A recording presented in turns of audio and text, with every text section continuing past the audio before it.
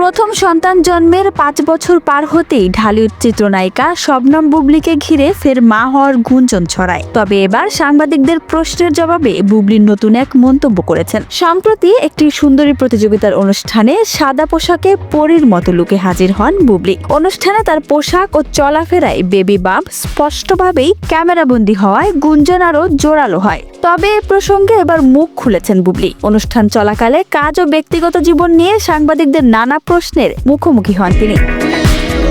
আলোচনায় আসে দ্বিতীয়বার মা হওয়ার বিষয়টিও। এ প্রসঙ্গে সরাসরি কোনো মন্তব্য না করলেও রহস্য রেখে অভিনেত্রী বলেন, ব্যক্তিগত বিষয় নিয়ে মানুষের আগ্রহ থাকাটাই স্বাভাবিক এবং তিনি সেটাকে সম্মান করেন।